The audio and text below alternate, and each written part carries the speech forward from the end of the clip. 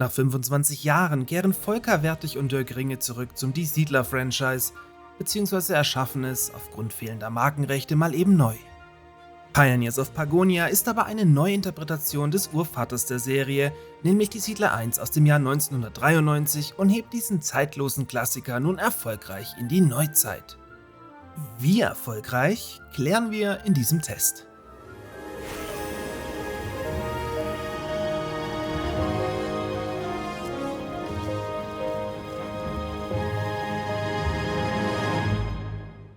Streng genommen befindet sich das nun in den Early Access startende Pioneers of Pagonia bereits seit ca. 2016 in Entwicklung. Denn die Grundidee basiert auf einer Neuinterpretation der Die Siedler-Serie, die für Ubisoft nach zuletzt durch die Bank gefloppten Ablegern einen Neustart darstellen sollte. Allerdings trennte sich Envision Entertainment, dem Team hinter Volker Wertig, schlussendlich 2020 vom Projekt, da hier nach und nach das erdachte Konzept aufgrund von dubioser Marktanalysen über den Haufen geworfen wurde und man von Seiten Ubisoft lieber an einem RTS-Titel arbeiten wollte. Dem ebenfalls hart gefloppten Die Siedler Neue Allianzen. Volker Wertig war dermaßen von seiner Spielidee überzeugt, dass man es kurzerhand alleine versuchte und über die Deutsche Games-Förderung einen Zuschuss von etwa 1 Million Euro für dieses Unterfangen einstreichen konnte.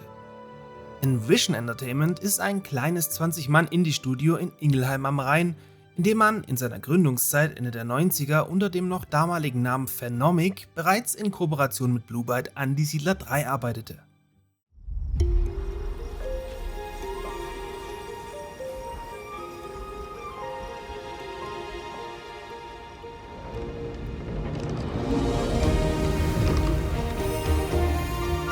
Das nun erscheinende Pioneers of Pagonia nimmt sich viele der von Ubisoft verworfenen Grundideen zu Herzen und entsteht im Early Access Format.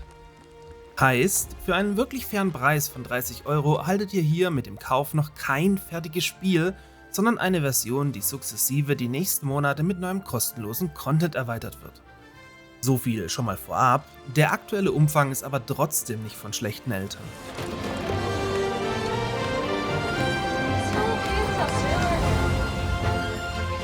In den kommenden Wochen und Monaten wird das Spiel dann um Fischerhütten und größere Lager erweitert werden, mit serienklassischen Minen sowie dazugehörigen yippie-rufenden Geologen ergänzt und vor allem durch einen spannend klingenden Koop-Modus erweitert, den wir freilich bis hierhin weder gesehen noch getestet haben. Auch neue Einheiten in Form von Hexen und Zauberern, ebenso wie Alkohol in Form von Bier und Wein sowie mit den Verfluchten als neuer Gegnertyp sind bereits angekündigt und werden im Jahr 2024 folgen.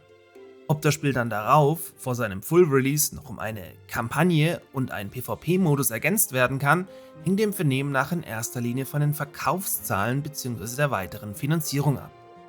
Apropos PvP-Modus. Pioneers of Pagonia ist zunächst ein reines Singleplayer-Spiel, welches sich in erster Linie an die Generation Siedlerspieler richtet, die mit Die Siedler 1 und 2 Anfang und Mitte der 90er Jahre groß geworden sind. Siedler 3 und 4 Spieler, die ein knackiges RTS erwarten, gehen hingegen leer aus, wenn sie hierauf nicht verzichten können. Und damit wären wir auch beim Knackpunkt angekommen.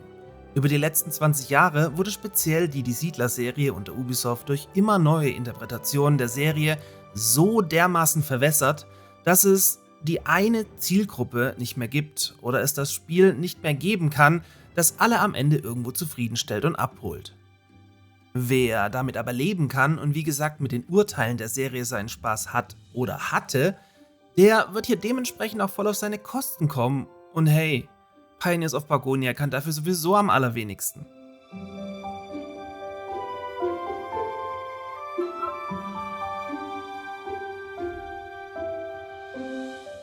Der Early Access Release beschert euch einen gewaltigen prozedural generierenden Map Generator, der euch vor immer neue Herausforderungen stellt und so gut ist, dass kaum eine Partie der nächsten gleicht. Dabei könnt ihr auch euer Spielerlebnis direkt selbst mit ein paar Klicks so anpassen, wie ihr eben am liebsten siedelt. So stellen Schönbauer und Chill-Out-Siedler zum Beispiel gleich alle Gefahren und Gegner aus und handeln lieber in reinen Wirtschaftsmissionen, die durchaus auch anspruchsvoll ausfallen können, mit den neutralen Völkern auf der Karte. Diese wiederum fordern zum Beispiel Waren oder möchten besondere Gebäude fertiggestellt haben, um sich anschließend in Form von besseren Handelsgütern erkenntlich zu zeigen. Wer es wie ich etwas knackiger möchte, stellt sich viele Gegner dazu ein, die während der Partie für fortlaufend Druck sorgen und euch das idyllische Siedlerleben deutlich anspruchsvoller gestalten. Auch die Langzeitmotivation scheint zu stimmen. Nach gewonnenen und auch nach verlorenen Partien wollte ich es direkt erneut versuchen und war immer wieder verblüfft, wie sehr sich das Erlebnis dann wirklich vom vorherigen unterschied. Selbst wenn euch hier nach etlichen Stunden die Luft ausgehen sollte, gehe ich davon aus, dass ihr, wie ich, bei jedem anstehenden Content-Update wieder parat stehen werdet und so im positiven Sinne fortlaufend am Ball bleibt.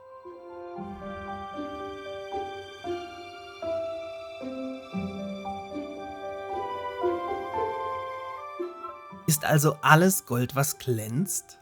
42 baubare Gebäude und beachtliche 71 unterschiedliche Ressourcen bedeuten leider nur ein spielbares Volk. Und obendrauf sind gerade die Farmen mit ihren Feldern umständlich fummelig geraten. Der Map Generator, der mir fairerweise noch nicht in der finalen Version vorlag, hatte es auch einmal geschafft, mich direkt neben Werwölfen völlig ohne Stein und andere Erze starten zu lassen. Auf der anderen Seite macht das Spiel aber ohnehin so viel mehr richtig. Stichwort: What you see is what you get. Ein Element, das auch den letzten Siedlerspielen immer mehr abhanden gekommen war und eigentlich so wichtig für die Serie ist. Ihr könnt jede produzierte Ware über ihren Weg bis hin zum Endprodukt verfolgen, der wirklich gelungenen Grafik zusehen und auch richtig schön weit reinzoomen. Die neuen Warenketten und Produktionsgebäude sind schnell gelernt und trotz der Masse fügt sich eins zum anderen. Sprich, Überflüssiges ist mir nicht aufgefallen. Und auch das Kampfsystem, das vorab viel Kritik einstecken musste, da es keine aktive Truppensteuerung beinhaltet, spielt sich erfrischend anders und lässt euch durch Fokuspunkte schlussendlich doch in gewisser Weise gut beeinflussen.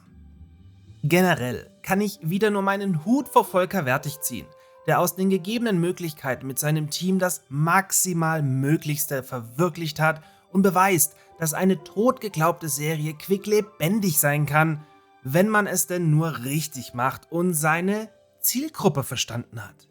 Pioneers of Pagonia verdient auch bei Skepsis eure Chance, schon allein um der Welt zu zeigen, dass solche Spiele auch noch heute funktionieren. Liebe Community, von tiefstem Herzen: kaufen, spielen, genießen und dankbar sein.